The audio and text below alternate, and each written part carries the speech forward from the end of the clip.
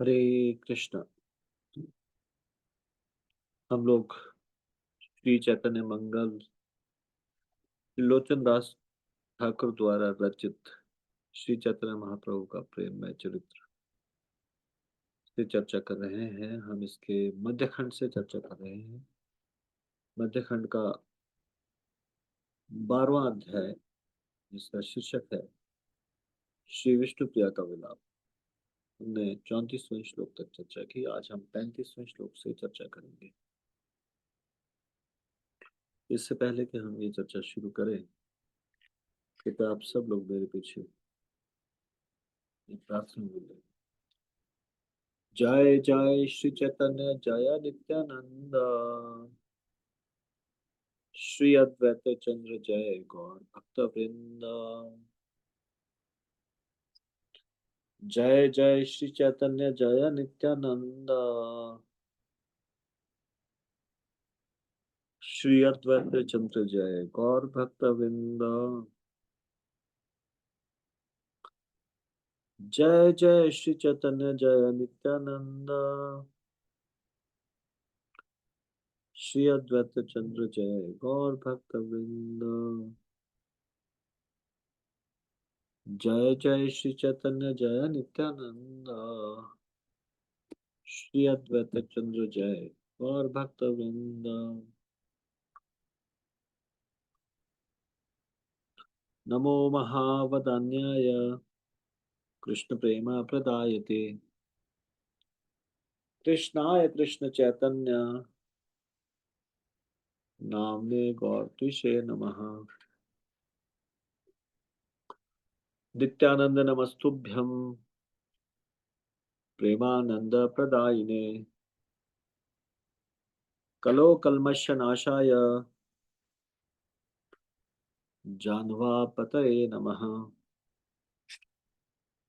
श्री अद्वैत नमस्तुभ्यं कलिजन कृपा निधे,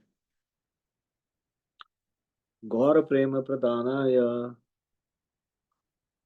श्री सीतापतये नमः।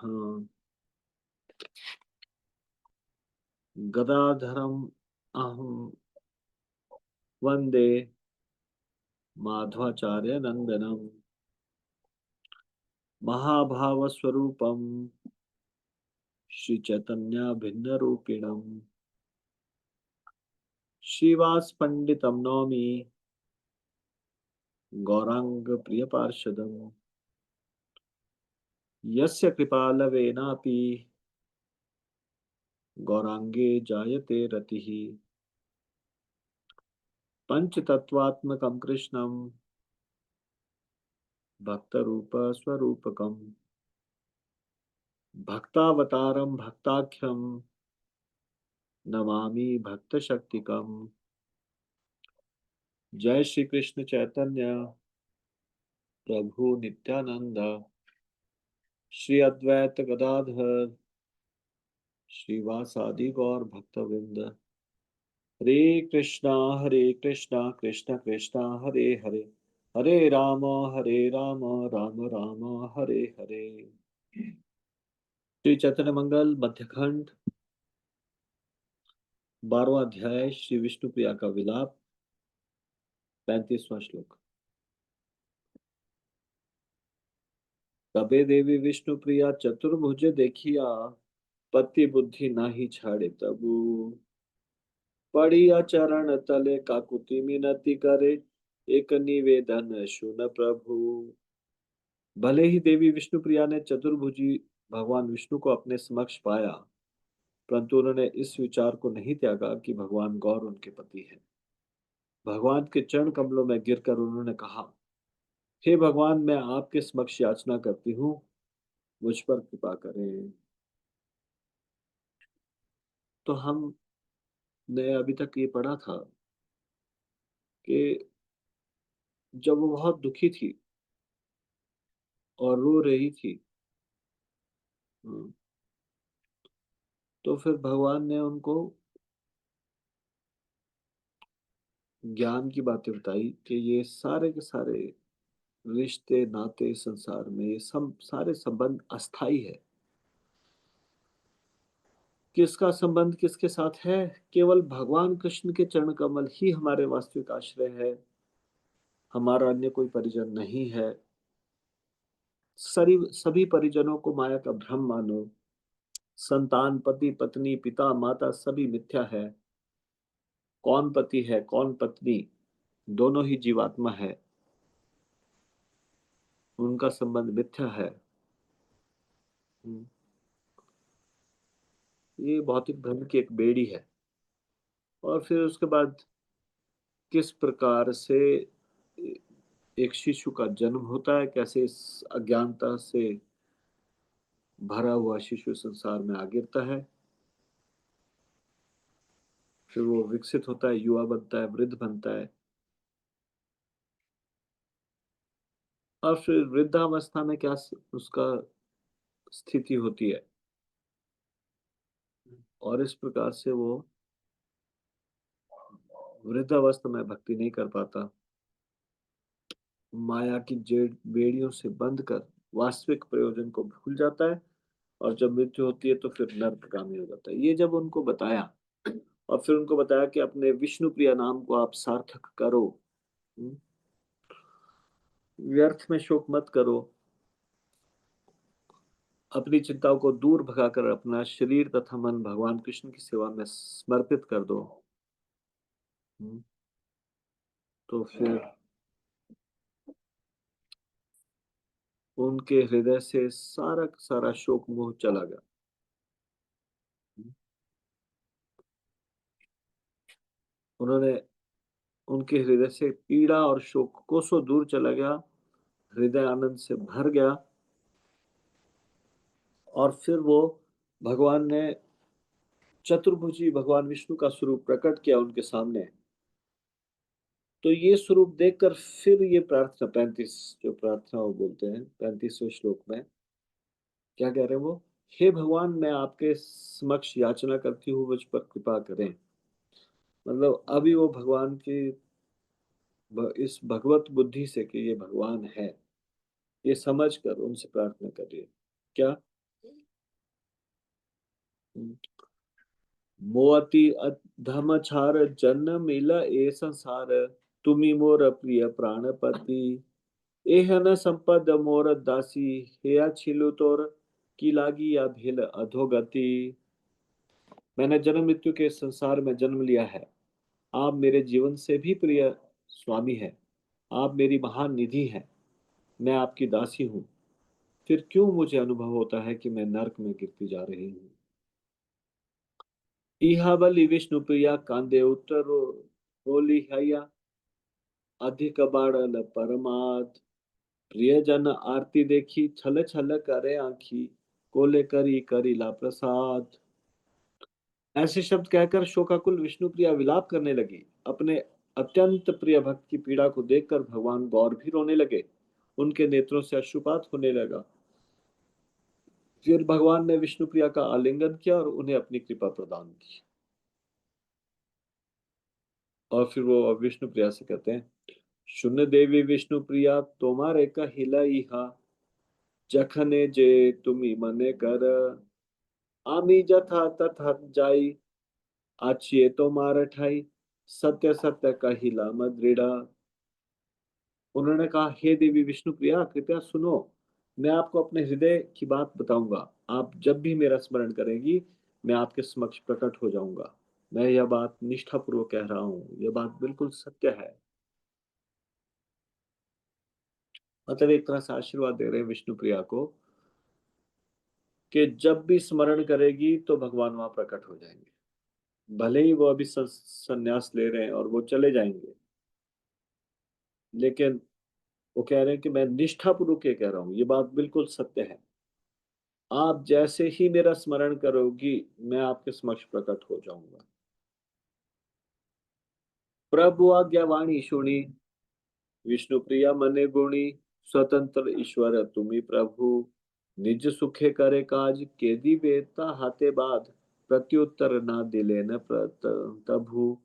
भगवान गौर का वचन सुनकर विष्णुप्रिया ने एक क्षण विचार किया और कहा, आप स्वतंत्र परम भगवान हैं, आप वही करेंगे जैसा आप चाहते हैं। मुझ में आपको रोकने की क्या शक्ति है? मैं आपको रोकने के लिए कुछ भी नहीं कहूंगी।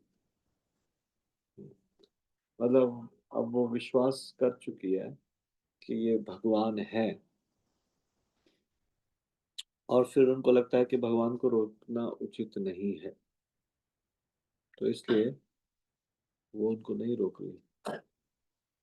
विष्णु प्रिया हित मुखी छल छल करे आखी, देखी प्रभु सरस संभाषण। प्रभु आचरण कथा सुनीते लागए व्यथा, गुण गाए लोचन दासे। विष्णु प्रिया ने अपना सिर झुका लिया, उनके नेत्रों से अश्रुपात होने लगा। उनका एक टक देखते हुए भगवान ने उनको एक टक देखते हुए भगवान ने मधुर शब्द बोले। भगवान गौर के मधुर शब्दों तथा कार्यों को सुनकर श्री लोचन दास यह गीत का गान करते हैं।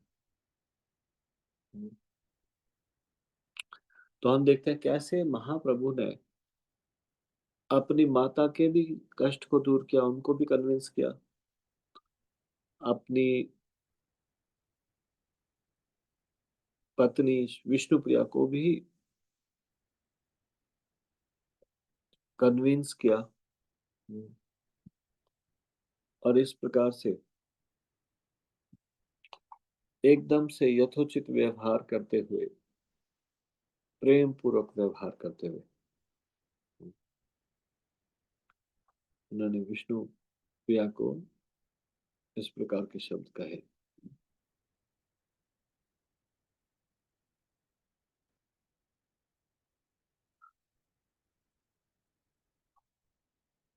अब दोनों को पता चल चुका है, और वो दोनों को सहमत करा चुके हैं, और दोनों समझ चुके हैं कि ये संन्यास लेंगे ही लेंगे। मोर प्राण आरे द्विज चांद नारे है, मदन मोहन गौरा रूपेर माधुरी, सदाई जागी छे रूपेर बालाई लैया मरी। वे जो ब्राह्मणों के चंद्र है वह मेरे जीवन प्राण है। भगवान गौर का मनोहर रूप कामदेव को भी आकर्षित करता है। भगवान गौर के इस मनोरम रूप का दृश्य सदैव मुझ में जागृत रहे। हे मने अनुमाने दिन रात्रि जाए, आगुन ज्वलिल ये न सब आ रही आए। इस प्रकार कुछ दिन और रात्रि व्यतीत हो गए, भक्तों के हृदय में ज्वाला धधकने लगी। हम्म। किस चीज की ज्वाला धधकने लगी? सब लोगों के हृदय में यही ज्वाला धधक रही है कि हम बहुत जल्दी महाप्रभु को खो देंगे, ये चले जाएंगे। तो इसलिए ये बात ऐसा लग रहा है जैसे उनके हृदय में अग्नि जल रही हो। सकल भक्त गण एकत्र हैया, गौरा गुण गाथा कही मर में कांदिया। भक्तों ने एकत्रित होकर भगवान गौर की महिमा का गान किया। विलाप करते हुए उन्होंने अपना हृदय खोल कर रख दिया। शची विष्णु प्रिया दो हैं, कांदे दीवानिशी, दश दिक अंधकार, शून्य है नबासी। शची माता और विष्णु प्रिया दिन रात विलाप करती रही।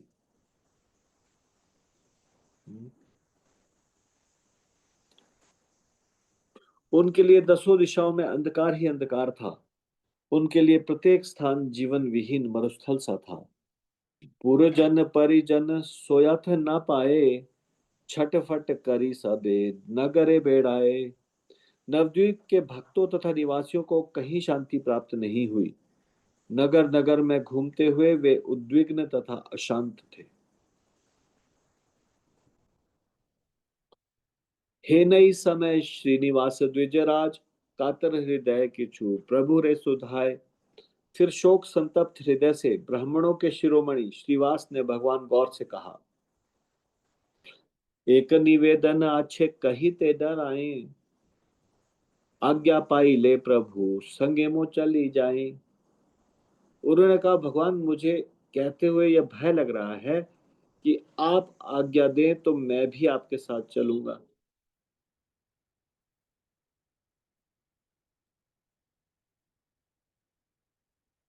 आर्य बपारे से है संगे चली जाओ, तो मना देखिला के हो ना राखी बे जीव। अन्य सभी भी आपके साथ जाएंगे। आपके दर्शन न पाकर वे अपने जीवन को नहीं निभा पाएंगे।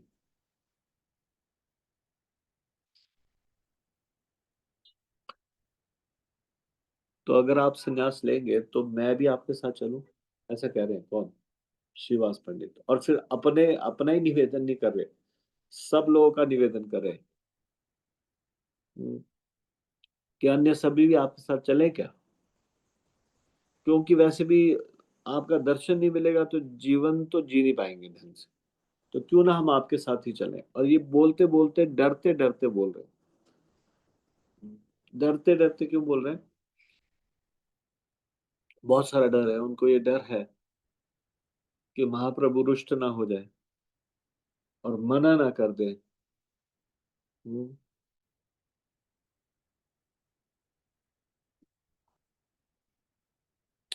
आज्ञत मरिबा आमी शुद्ध विश्वम्भर, आपन अंतर कथा करिला गोचर।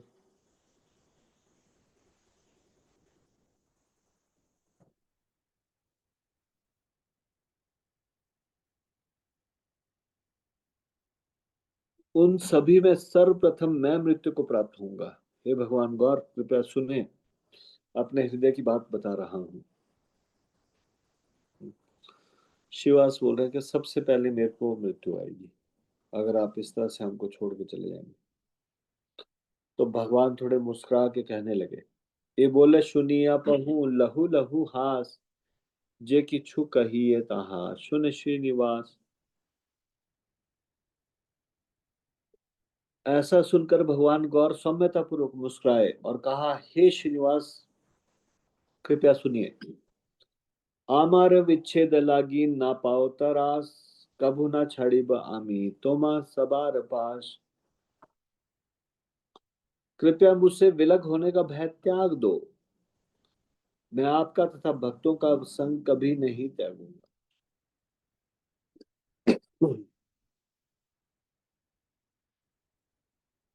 अब वो क्या तरीका बता रहे हैं, कैसे उनका संग नहीं त्यागेंगे, कैसे सबके साथ में रहेंगे।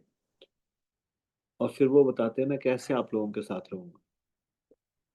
विशेषे तो मारे घरे कृष्ण रे मंदिरे, निरंतर आछियामी मन कर स्थिरे। वो बोलते हैं कि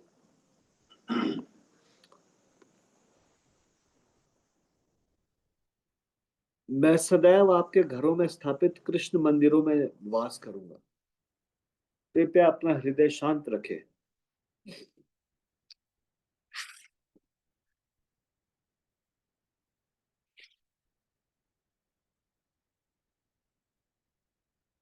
प्रबोध वचन बलि तुशीलता हारे, मुरारी गुप्तेर घरे गेला संध्या काले। इन आत्मज्ञानी शब्दों के द्वारा भगवान गौर ने शिवास को संतुष्ट किया। तो शिवास तो जानते हैं पहले कि ये भगवान है। तो फिर भगवान ने उनको बोला कि चिंता करो बस मत करो, मैं तुम्हारे साथ ही हूँ। तुम सब लोगों के घर में कृष्ण मंदिर है। मतलब भगवान जी का अल्टर है, भगवान जी का स्थान है। तो वहां पे मैं तुम्हारे साथ ही हूँ।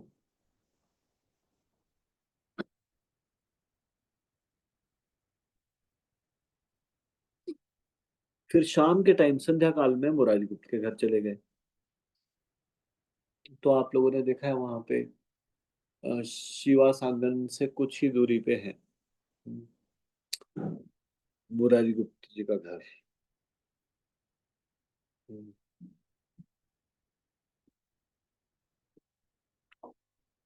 जहाँ पे भक्ति सिद्धांत सरस्वती ठाकुर का समाधि है। हम्म, उसके कुछ ही दूरी पे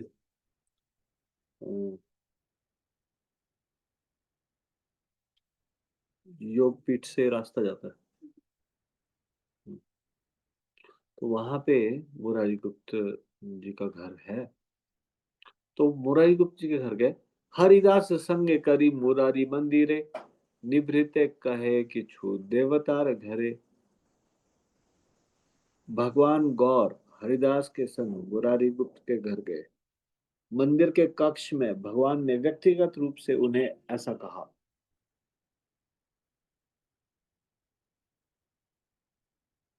और मुरारी गुप्त को कहने लगे, सुनह मुरारी तुम्ही आमार वचन, मोर प्राण प्रिय तुम्ही कहिते कारण। हे मुरारी, मेरी बात ध्यान पूर्वक सुनो।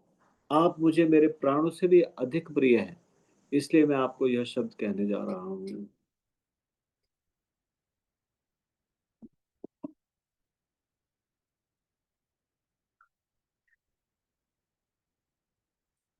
कही ब उत्तम कथा सुन सावधाने, उपदेश कही तो रही तेरे कारणे।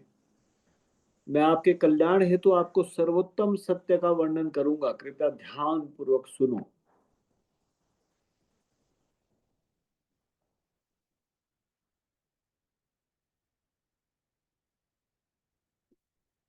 और फिर कुछ तो ऐसा कहने जा रहे हैं, क्योंकि वो तो संन्यास लेंगे, वो तो चले जाएंगे। मुरारी गुप्त तो गृहस्थ हैं, वैद्य हैं, वो तो उनके साथ नहीं जाएंगे। तो उनके कल्याण के लिए कुछ कहने जा रहे हैं, तो मतलब जब मैं यहाँ नहीं होऊंगा तो फिर तुम आप लोग क्या करना चाहिए, ऐसा कुछ कहने जा रहे हैं। कही ब उत्तम कथा सुन सावधाने, उपदेश कही तो हितर कारणे। मैं आपके कल्याण हेतु आपको सर्वोत्तम सत्य का वर्णन करूंगा, कृपया ध्यान पूर्वक सुने।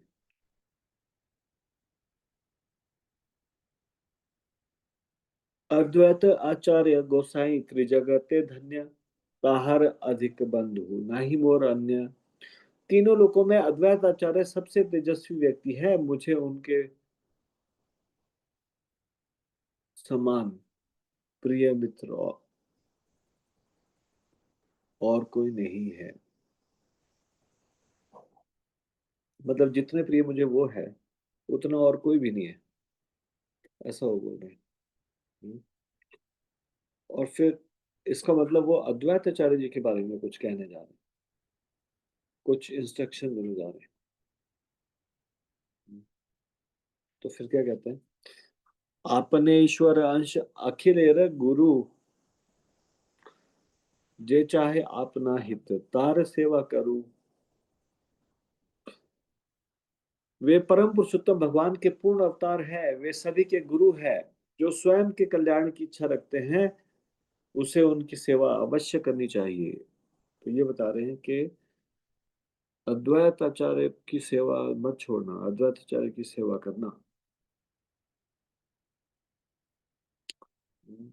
जगते रहित करता वैष्णवेर राजा, परम भगत करी करुतार पूजा। वे वैष्णवों के शिरोमणि तथा समस्त जगत के मंगल करने वाले हैं।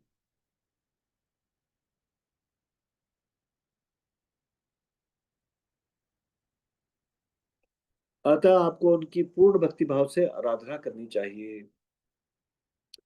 तार देह पूजा पाइले कृष्ण पूजा पाए, निभृते कहिले तोरे राखी दे ही आए। जो भी कोई उनकी आराधना करता है, वह भगवान कृष्ण की आराधना करता है। अब मैं आपको एक गोपनीय बात बताऊंगा।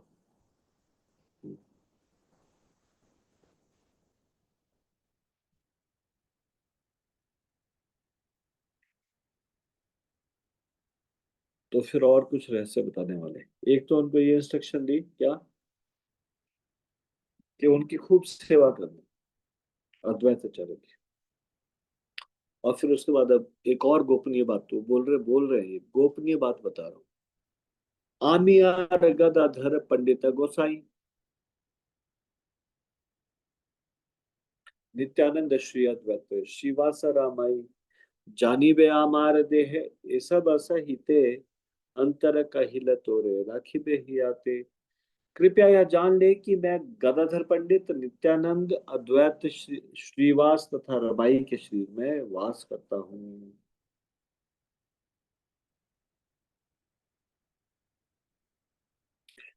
मैंने आपको यह रहस्य बतलाया है, कृपया इसे अपने हृदय में रखें।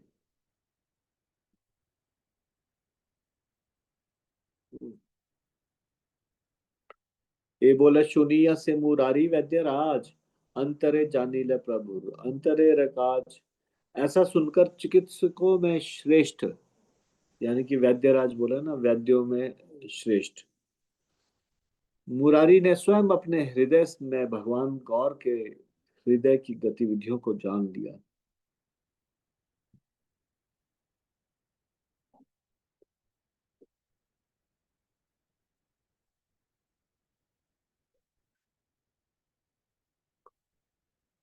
कांदिते कांदिते प्रभुर चढ़ी कांदिते कांदिते प्रभुर पड़ील चरणे, निश्चय जानीला प्रभुर संन्यास कारणे।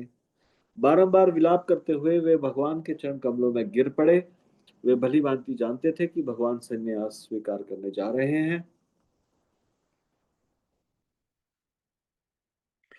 हरिदास करे चरण नमस्कार, आत्मसमर्पण करे विनय अपार।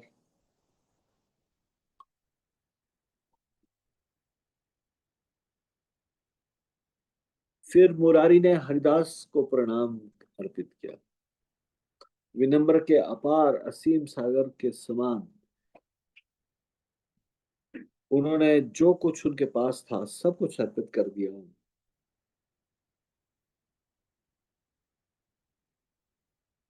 मुरारी कांदन प्रभु सुनीते कातर, आस्ते व्यस्ते उठिला चलीला निज घर। मुरारी का विलाप सुनकर भगवान गौर अत्यंत अप्रसन्न हो गए। वे तुरंत खड़े हो गए और शीघ्रता पूर्वक अपने घर की ओर जाने की ओर चल पड़े। तो अब उन्होंने देखा, महाप्रभु ने, कि मुरारी गुप्त ये रो रहे हैं। क्यों रो रहे हो? क्योंकि वो भली भांति जानते थे, निश्चय जानीला प्रभुर संन्यास कर कारण है, कि भगवान संन्यास स्वीकार करने जा रहे हैं। तो ये निश्चय भली भांति अच्छे से जानते थे, इसलिए वो अ, विलाप करने लगे। और जब विलाप करने लगे तो भगवान गौर अप्रसन्न हो गए, तुरंत उठ खड़े हुए और घर की ओर जाने लगे।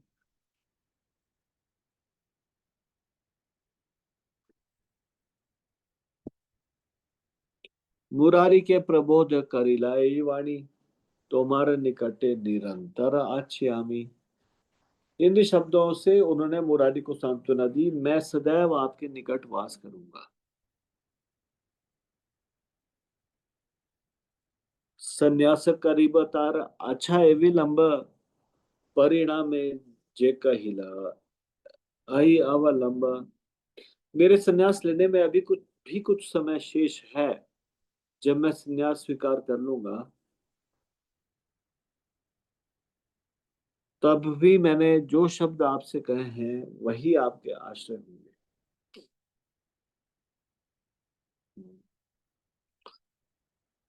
ये बोले सुनिया प्रभु निज घरे जाए, कांत कातर अंतरे कथा ये लोचन गाए। यह शब्द कहकर भगवान गौर अपने घर की ओर प्रस्थान कर गए।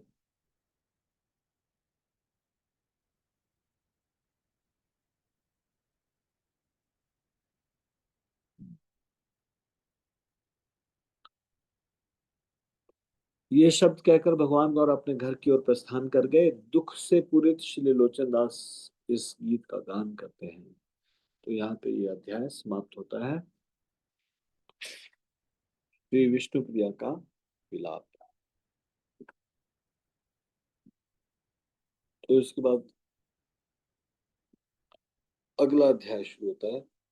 यह है प्रभु का संन्यास।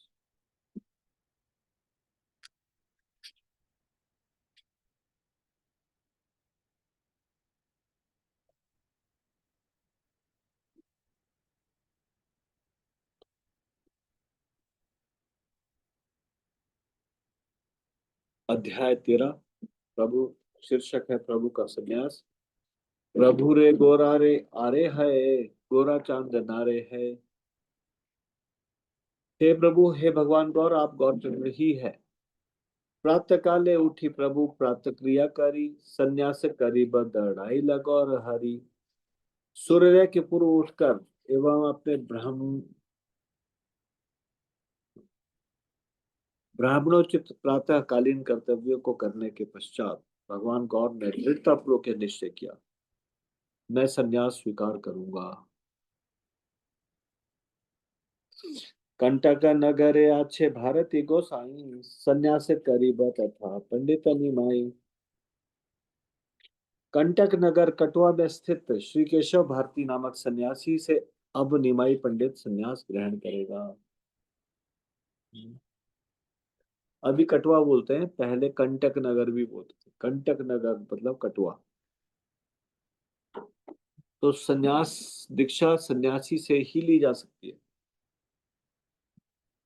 तो वो संन्यास श्री केशव भारती नामक सन्यासी से संन्यास ग्रहण करने जा रहे हैं।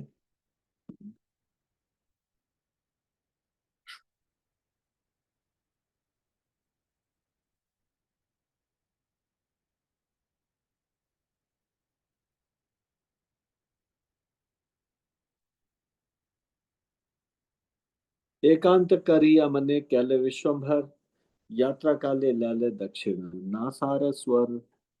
अपने हृदय में भगवान विश्वम्भर ने यह विचार किया एवं यात्रा प्रारंभ करने से पूर्व उन्होंने अपने दाहिनी नासिका से श्वास लिया।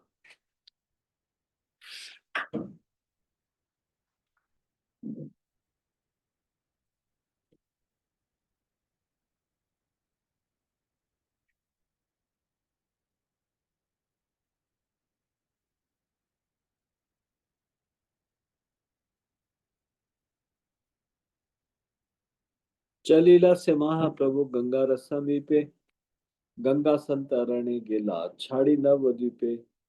तत्पश्चात वे गंगा के निकट गए और गंगा नदी को तैरते हुए पार कर उन्होंने नवद्वीप छोड़ा।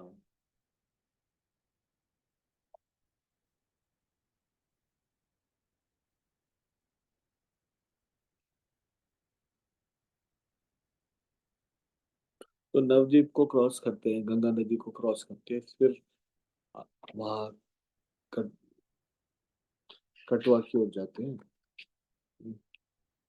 तो तैर के ही पार कर ली नदी, नवद्वीप छोड़ दिया। गंगा नमस्करी नवद्वीप छाड़ी जाए, वजर पड़ी लयन सबार माथाए। भगवान गौर ने गंगा जी को प्रणाम अर्पित कर नवद्वीप को छोड़ा। भगवान के इस प्रकार अचानक चले जाने से भक्तों को ऐसा लगा मानो उनके सिर पर वज्र का प्रहार हुआ हो।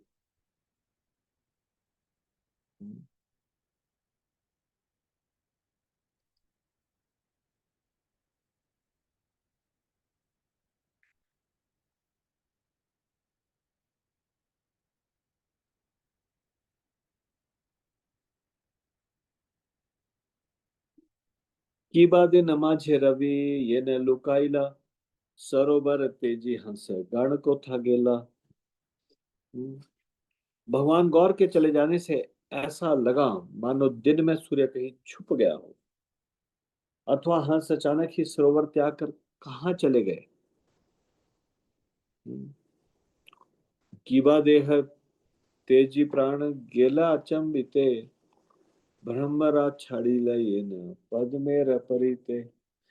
भक्तों को ऐसा लगा मानो प्राणवायु अचानक ही शरीर से चला गया हो, अथवा भ्रमरों ने कमल पुष्प से अपनी आसक्ति त्याग दी।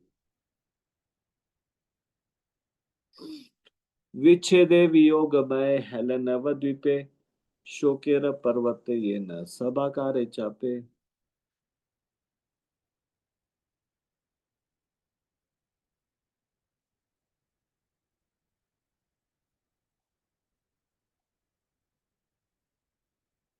संपूर्ण नवद्वीप भगवान गौर के महान वियोग में भर गया।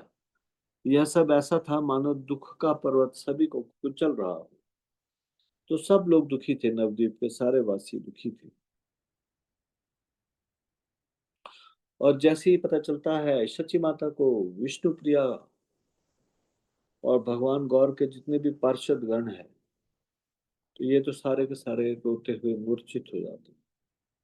निज जन परिजन शची विष्णु प्रिया, मूर्छित हैया कांदे अंग आछाड़िया। शची माता विष्णु प्रिया एवं भगवान गौर के पार्षद गण वियोग में क्रंदन करते हुए रोते रोते भूमि पे गिर गए और मूर्छित हो गए। शची देवी कांदे कोले, करी विष्णु प्रिया मराई न रही पड़िया। विष्णु प्रिया का आलिंगन करके शची माता क्रंदन कर रही है।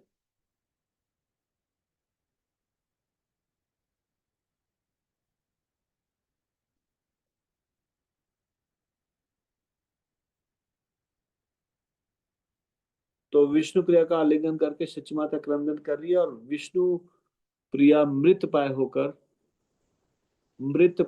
होकर वहां पे अचेत पड़ी पड़ जाती, गिर जाती। देह मात्र अच्छे प्राण गिलता छाड़िया, शची विष्णु प्रिया का दे भूमि लौटाइया।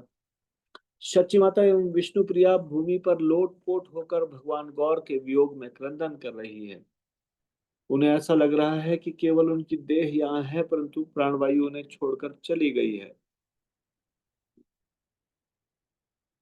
मतलब दोनों, सच्ची माता भी और विष्णु प्रिया भी, उनका रो रो के बुरा हाल है, क्योंकि दोनों का एकमात्र सहारा थे भगवान गौर। और भगवान गौर उनको अकेला छोड़ के चले गए।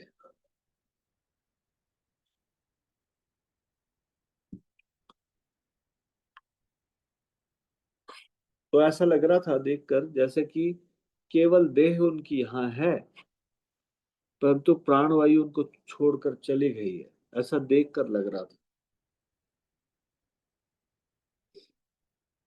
फिर अचानक से शची देवी जोर जोर से चीख मारते हुए बोल अपने पुत्र को पुकारती है, निमाई निमाई। शची देवी कांदे डाके निमाई बलिया, आगुनी पड़े ये ने धक धक किया।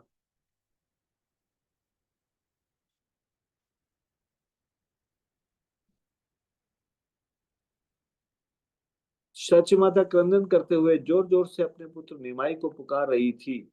यह ऐसा था मानो उनका हृदय अनेक ज्वालाओं से प्रज्वलित हो।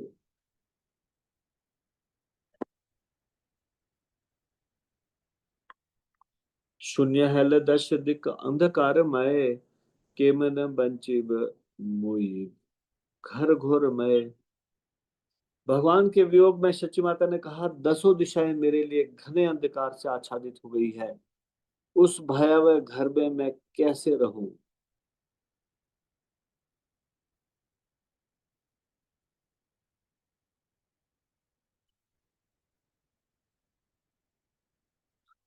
तो शची माता जोर जोर से निमाई नमाई पुकार रही है, बहुत दुखी है, और निमाई जा चुका है, और ऐसा लग रहा है जैसे हृदय में एक साथ कई सारी ज्वालाओं से प्रज्वलित हो गए हैं। इतना उनको कष्ट अनुभव हो रहा है। तो वो कह रहे हैं कि ये जो 10 दिशाएं हैं, ये कैसी होगी, ये घने अंधकार से आच्छादित हो गई है। तो ऐसे भयावह घर में मैं कैसे रहूं।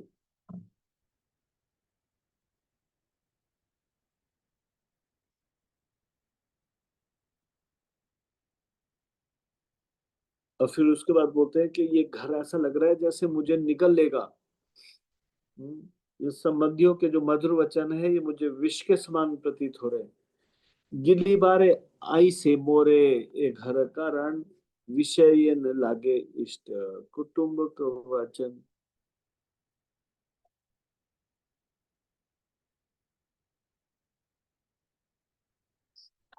मुझे ऐसा लग रहा है कि यह घर मुझे निगल लेगा, तथा संबंधियों के मधुर वचन विष के समान प्रतीत हो रहे हैं।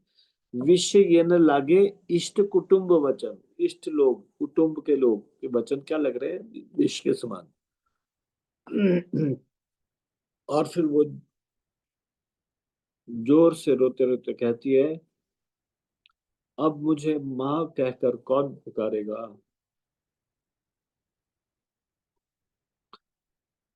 माँ बली या मोरे यार ना डाकी वे के हो। माँ बुलाकर मुझे अब कोई नहीं पुकारेगा। हम्म, आमारे नाहिक यम पासारिल से हो। और फिर वो यमराज जी को बोल पुकार रही है कि मृत्यु के देवता यमराज भी क्या मुझे भूल गए हैं?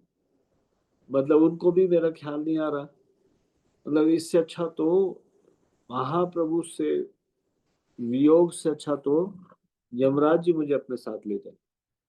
हम्म।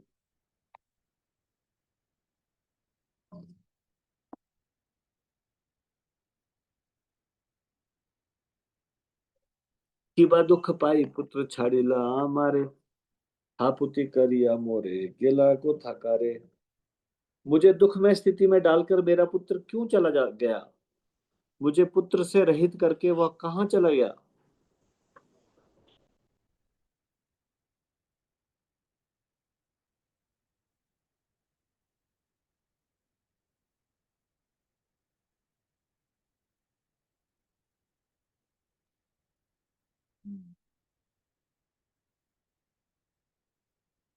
और अब वो सबसे पूछ रही है और इस प्रकार से विलाप कर रही है कि मुझे ऐसी स्थिति में डालकर मेरा पुत्र क्यों चला गया?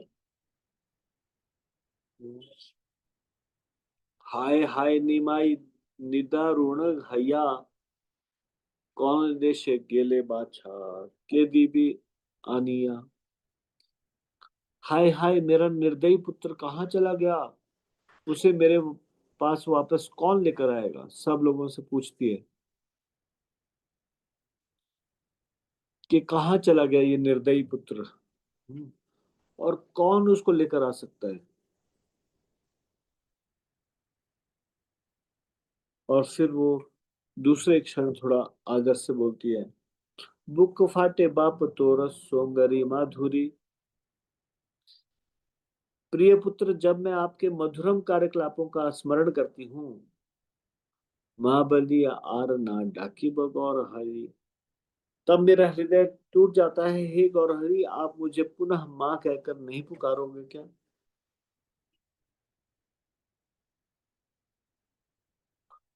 अनाथिनी करिया कोथाय गेले बाप, मने छिल जननी रे दिबे तो मिताप।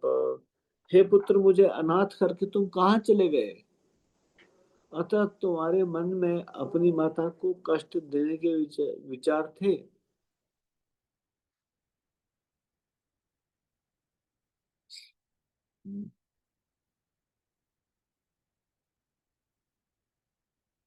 और फिर वो कहते हैं, पढ़ी या सुनी या पुत्र इहाई शिकिला, अनाथिन अभागिनी मायरे करीला। हे पुत्र, अंततः इतना पढ़ लिखने के पश्चात तुम अपनी माता को एक अनाथ और दुर्भाग्यशाली बनाकर छोड़कर चले गए। यानी कि तुम तो इतने पढ़े लिखे हो, तुम तो सब कुछ जानते हो, फिर भी उसके बाद भी तुम इतना पढ़ लिखने के पश्चात भी तुमने अपनी माता को अनाथ बना दिया। तुमने अपनी माता को दुर्भाग्यशाली बना दिया। और फिर ऐसे अनाथ और दुर्भाग्यशाली बना के तुम चले गए छोड़कर।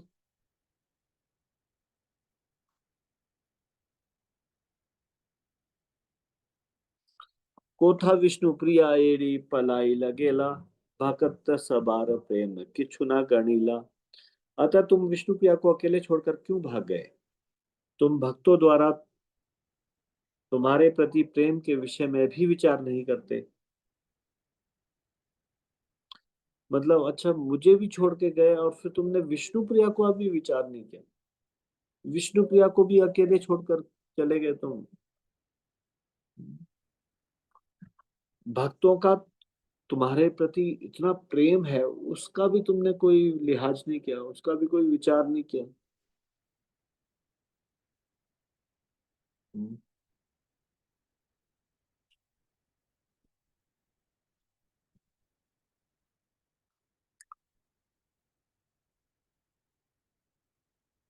और फिर उसके बाद वो विष्णु प्रिया की क्या हालत हुई? हम्म, अभी तो उनकी माता इस प्रकार से पुकार रही है।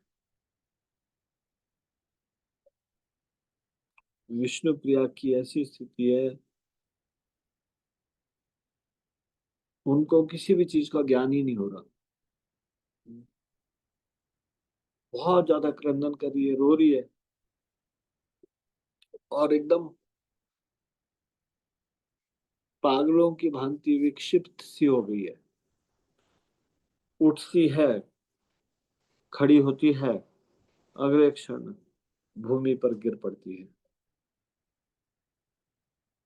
उन्मत्त स्त्री के तरह वो केवल रोती ही जा रही है, क्रंदन करती जा रही है। तो ये विष्णु प्रिया की जो आगे की चर्चा है, वो हम करेंगे कल। 22वें श्लोक से आगे की चर्चा हम अ, कल करेंगे। आज की चर्चा में से यदि आपका कोई प्रश्न है या टिप्पणी है तो कृपया हाथ खड़ा कीजिए। पुष्प ललिता माता जी। यस माता जी, बोलिए। हरे कृष्णा प्रभु जी, दंडवत प्रणाम। हरे कृष्णा धन्यवाद। यस माता जी, आप बोलिए। प्रभु जी, इसमें ये उन्होंने कहा कि मैं गदाधर पंडित, नित्यानंद, अद्वैत, श्रीवास तथा रमाई के शरीर में वास करता हूँ। प्रभु जी, रमाई कौन हुए? रामाई या माई, श्रीवास तथा रमाई। रामाई श्रीवास का भाई तो नहीं था, एक बार देखना पड़ेगा मुझे। जी अ, जी जी मेरे ख्याल से रमाई पंडित है ना। जी, श्रीनिवास के भाई। जी जी, ठीक है प्रभु जी, धन्यवाद प्रभु जी। मेरे को अभी थोड़ा सा एक बार चेक कर। गोकुल वासनी माता जी। यस माता जी। हरे कृष्ण प्रभु जी, धन्यवाद। हरे कृष्ण धन्यवाद। थैंक यू सो मच प्रभु जी, इतना अच्छे से कथा का श्रवण कराने के लिए। प्रभु जी, कथा से रिलेटेड कोई प्रश्न नहीं है मेरा। मेरे को ये पूछना था कि जैसे आज पितृपक्ष की अमावस्या है, तो अगर हम डोनेट करना चाहें तो हम कर सकते हैं प्रभु जी? इधर जो हमारा स्कैनर है यहाँ पे शिमला ग्रुप का। जी जी, कर सकते हैं। ठीक अपने ठीक मित्रों के शांति के लिए इस प्रकार से कर सकते ठीक है। थैंक यू प्रभु जी। हरे कृष्ण प्रभु जी, धन्यवाद। हैं। हरे कृष्ण धन्यवाद। ठीक है, इसको आज हम अभी यहीं तक चर्चा करेंगे। इससे आगे की चर्चा हम कल करेंगे। श्री चैतन्य मंगल की जय। शिल लोचन दास ठाकुर की जय। शिल प्रपात की जय। निताई गौर। हरे हरि बोल। आप सब लोगों का बहुत बहुत धन्यवाद।